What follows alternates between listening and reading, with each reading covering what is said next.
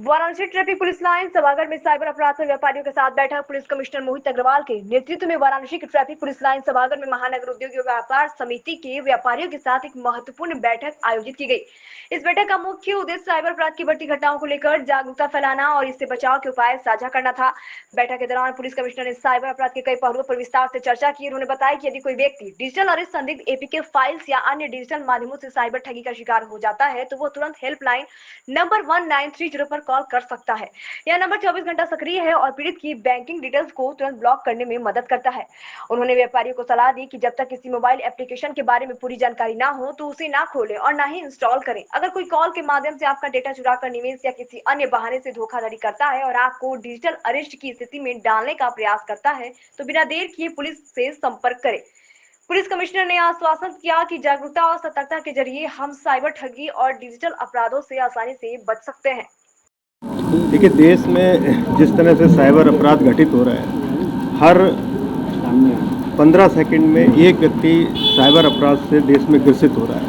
पिछले वर्ष लगभग 20 लाख साइबर की कंप्लेंट्स दर्ज हुई पूरे देश में। 22,000 करोड़ के आसपास साइबर अपराधियों ने हमारे देश के लोगों का पैसा ठगा। तो इन अपराधों से बचने के लिए सबसे पहले ज़रूरी है कि आम जनता को जागरूक करा जाए कि किस प्रकार के फ्रॉड ये साइबर अपराधी करते हैं, किस तरह से लोगों को हिप्नोटाइज करके उनको वो डिजिटली अरेस्ट कर लेते हैं, जबकि डिजिटल अरेस्ट नाम की कोई चीज़ नहीं है। कोई ऑनलाइन थाना आज की डेट में हमारे देश में नहीं है, ऐसा कोई कानून नहीं है।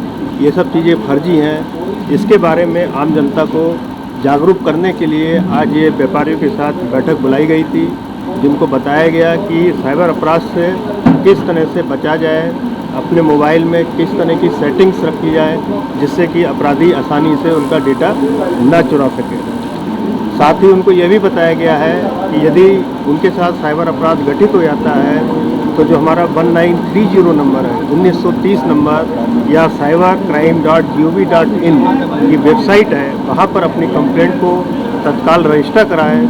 अगर वो तत्काल अपने केस को रजिस्टर करा देंगे तो हो सकता है कि उनका पैसा बैंकों में ब्लॉक हो जाए और उनको वापस मिल जाए। एपीके फाइल की भी बात की गई है, क्योंकि काफ़ी देखा जाता है इन्विटेशन भेजते हैं एपीके फाइल के अंतर्गत, उसके लिए किस तरह से आप लोग गाइड किए? देखिए, कभी कभी आम जनता के नागरिकों के मोबाइल पर लोग लुभावने मैसेज भेजते हैं कि आपका लोन स्वीकृत हो गया है, आपकी लॉटरी स्वीकृत हो गई है, पैसा प्राप्त करने के लिए आप नीचे दिए लिंक को दबाएं। ये जितने लिंक होते हैं सभी फ्रॉड होते हैं, एपीके फाइल्स होती हैं। जैसे ही इसको क्लिक किया जाता है, ये आपके संवेदनशील डेटा है मोबाइल का, वो अपराधियों तक पहुंच जाता है। इसलिए सभी लोगों को यहाँ पर जागरूक किया गया, इस तरह की फाइलें बिल्कुल भी डाउनलोड ना करें। अपने मोबाइल में सेटिंग्स में जाएं, वहाँ पर एक ऑप्शन होता है कि एपीके फाइल डाउनलोड को आप उसमें ऑफ कर सकते हैं, मतलब उस पर रोक लगा सकते हैं कि वो फाइल डाउनलोड नहीं होगी।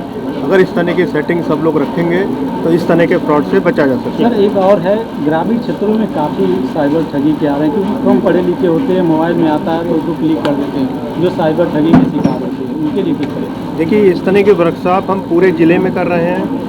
व्यापारी वर्ग के साथ साथ जो हमारे रिटायर्ड लोग हैं, स्कूल कॉलेजेस के प्रिंसिपल हैं, टीचर्स हैं, गांव में पंचायत हैं, बाज़ार हैं, पिछले 1 महीने से लगातार इसका अभियान चल रहा है, जिसमें हमारे एसीपी से लेकर के डीसीपी लेवल तक के अधिकारी प्रत्येक सप्ताह में कम से कम 2 इस टाइप की बैठकें पूरे जनपद में कर रहे हैं।